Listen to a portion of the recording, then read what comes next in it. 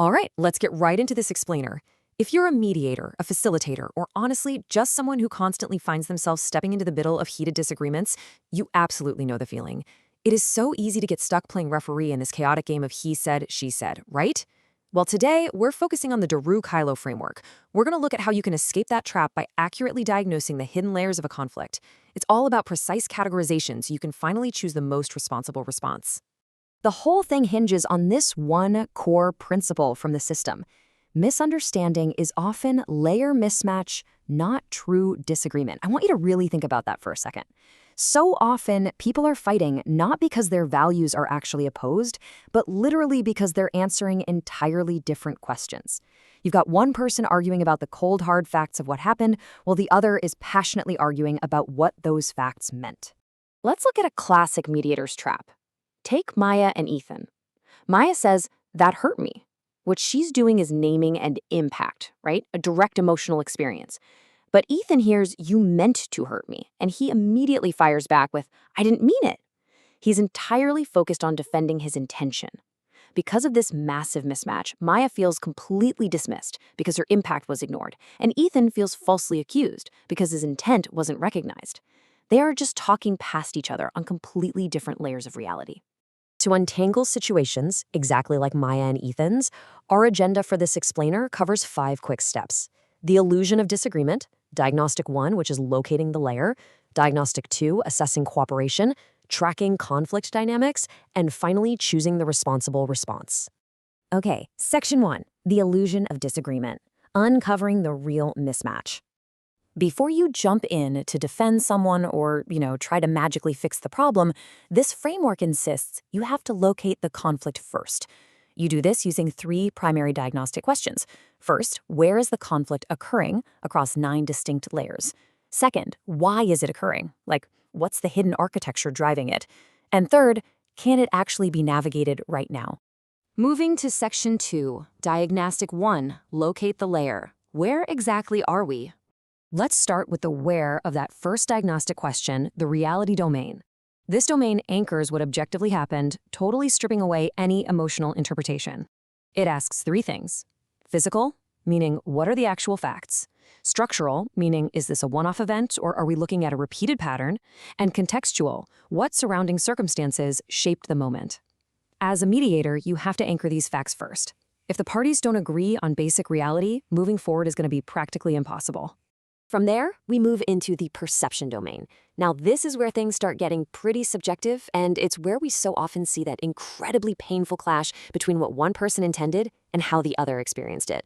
This involves the semantic layer, which is how specific words were understood, the experiential layer, how the event actually landed emotionally, and the intentional layer, which explores what was actually meant or attempted. This domain right here, this is exactly where Maya and Ethan were stuck. Finally, we reach the deepest level, the meaning domain. This is where disagreements over simple facts mutate into really intense battles over core human needs. It includes the relational layer, bringing up deep questions of trust and care. The symbolic layer, tackling issues of dignity, identity, and what an action represents to someone's self-worth. And the meta layer, which deals with fundamental worldviews and values. When a conflict hits this domain, it's no longer about who said what. It's about whether someone feels safe, respected, or valued at their absolute core.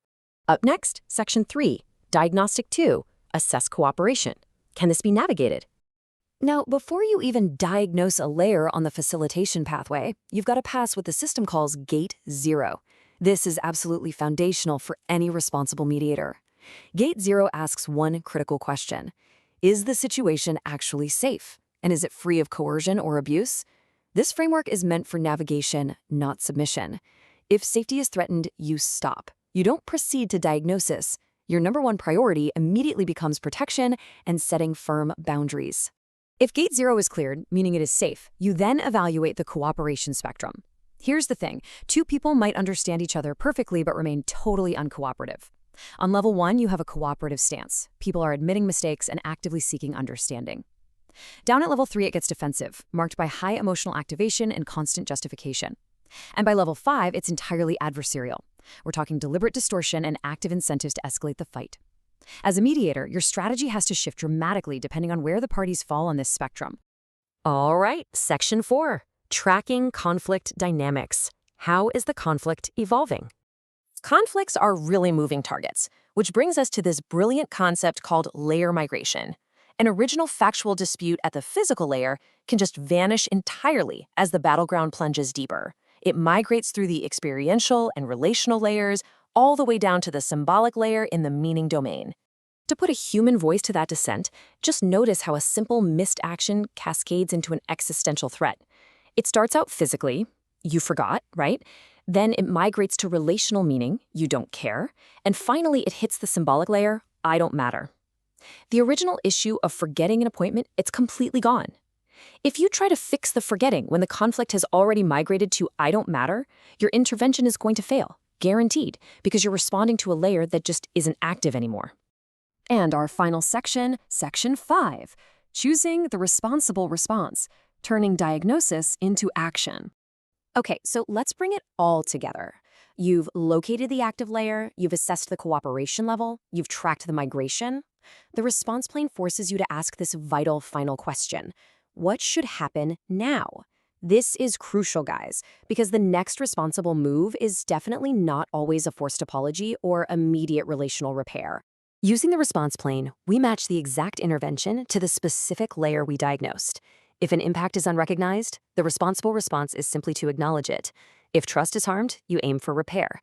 If safety is at risk, your mode shifts immediately to setting a boundary or protecting the parties. And if expectations are fundamentally incompatible, sometimes the absolute most responsible move is to accept real disagreement.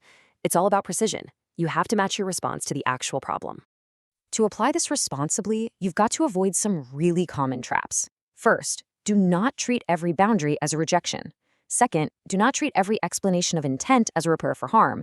And third, do not treat every painful impact as undeniable proof of a bad intention. Remember, understanding a person's interpretation never obligates you to excuse harmful behavior or force some fake harmony. I want to leave you with a pretty provocative final thought today. Clarity does not guarantee agreement. Your goal as a mediator using the Deru Kailo framework isn't forced harmony. It's accurate understanding and responsible response. Two people can fully understand each other and still hold fundamentally incompatible values. So the next time you get dragged into a chaotic, heated dispute, before you say a single word, ask yourself, where is this conflict actually occurring? Want to learn more? Explore the full framework in Reality, Perception, and Meaning. Available now at derukailo.com and on Amazon Kindle.